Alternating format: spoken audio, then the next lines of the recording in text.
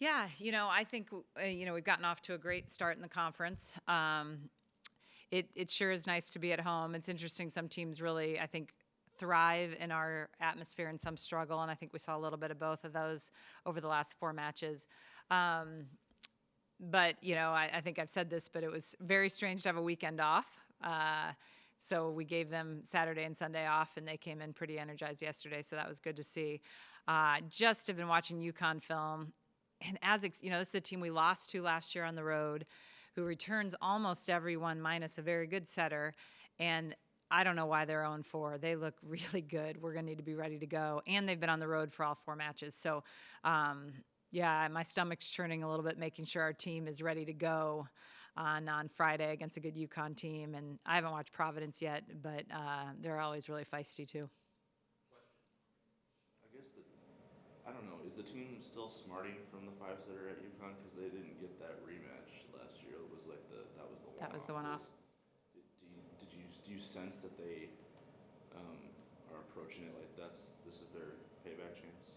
Well, I hope so. I mean, it definitely has been brought up. I reminded them yesterday that this is a team that beat them in 5 last year, and so I know that they will respect them. But this is a good team. We're gonna need to play well to be successful. Ava's won back-to-back Freshman of the Week awards. How have you seen her kind of grow in confidence in her game the longer you've kind of gotten into the season? Yeah, I think, Ava's always had a cannon. She's always been a physical athlete. We saw that in the recruiting process. And I think the thing that's been pretty cool is, as she has seen some things not work at this level, she's been able to make adjustments pretty quickly and work on things. She's a learner. She's the one, like a lot of our players, staying after, wanting extra reps. She knows she's got areas of the game that she still wants to elevate, and she's always asking for information on that. And she's a perfectionist, which can be the greatest thing and sometimes the biggest hindrance. But I love her energy to want to get better, and I think that's a really good thing. And I love that, as she saw some things not work, she started to make adjustments. I think that's pretty good for a freshman, and she's got good mind-body connection to be able to do it pretty quickly. What are your advantages from an offensive parity standpoint to have 3 hitters on the pins that are just a little different? Like, Ava and Nora are obviously more explosive. Keely's a little bit more savvy, but you can kind of attack people from different spots with different types of hitters. What's the advantage there offensively? They are really different. I probably shouldn't go through all the specifics on how they're different, but they're nuanced in their own way. But they're all, like you said, they're all very good. So I think, you're going to probably have to have a different defensive setup for each of them. They're just, so I think those are good things. Hopefully they learn from each other.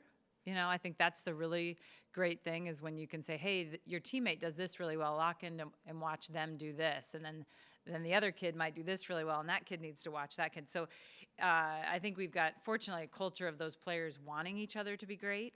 And that's not always the case. Sometimes there's a rivalry. But that's definitely, they're very in tune to trying to learn from each other and make each other better, which is really great to see. When you're playing a team and you're looking at their records set by set versus their overall record, like, for example, this week, they look really different. With Providence and UConn, they look pretty competitive set by set. Mm-hmm.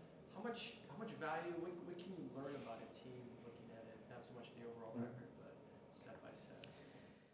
Well, I was just watching them against Marquette in the last set before I walked down, and they're at 21-21 on the road, and it's great volleyball. And then Marquette, gets an ace, some things happen and they pull away. So I think those are the things we have to talk to the team about. You can start to learn at endgame, what do they like to do? Who do they go to? Are they swinging hard? Are they getting passive? UConn against DePaul in tight situations just swung away. They went for it, which I really liked and or maybe disliked. But I think that's good for them to be doing that. But I think that it gives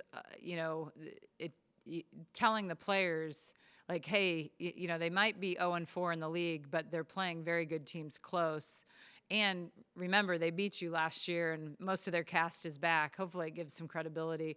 We try to be pretty candid with the players of, hey, this is a team that's really struggling. We have to play well. They're still a Division I team versus, hey, this is a team that maybe is struggling, but we know they have the pieces to beat us. So hopefully we have credibility with the team that they believe us when we say, hey, we got to be locked in. What do you? What do you like about the way your team is dealing with? I know you hate when I bring up positive trends, but you haven't allowed anybody to get to 20 on you guys yet in any set in Big East play. What do you like about the way your team is just going for the kill at 20 in end game and not kind of taking a deep breath with the end in sight? Yeah, that's something that we've talked about. Seeing Jayla come in, one of the things she's talked about is, finishing. We didn't necessarily think we did that as well at different times. So that is something that is a priority.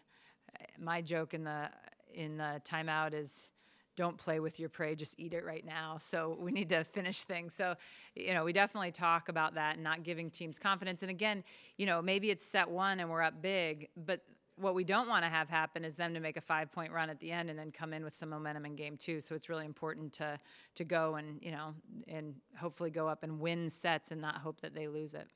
Sorry, go ahead. Having Marquette next Friday, how do you kind of prevent any, maybe looking past these two teams this weekend, knowing that Marquette match will be a big match?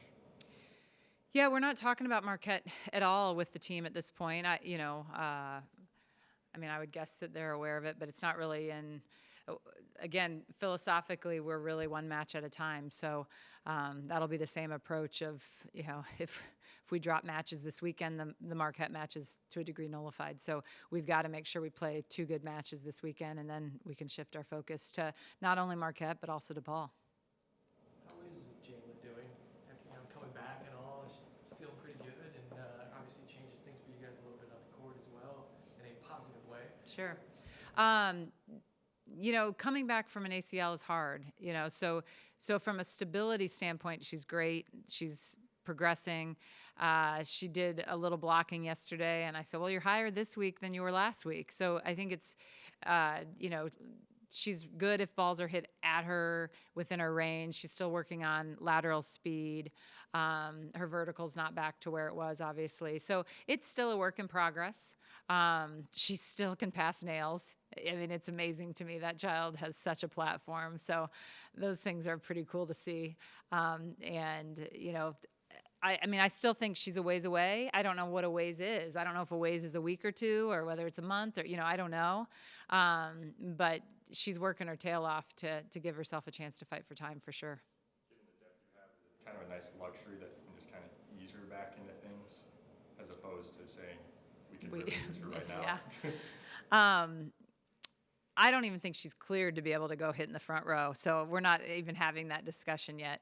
But yes, I think it's good for her. So much of this, and I think she's handled it pretty well mentally. I haven't seen her seem scared on the court, but historically with any sort of injury, a lot of it is the fear of the unknown of, is it stable and things along those lines. So, but again, she's the kid at every water break getting more reps and staying after and doing the extra stuff with our strength and conditioning coach so that she can, hopefully make a push in the next few weeks to fight for some time.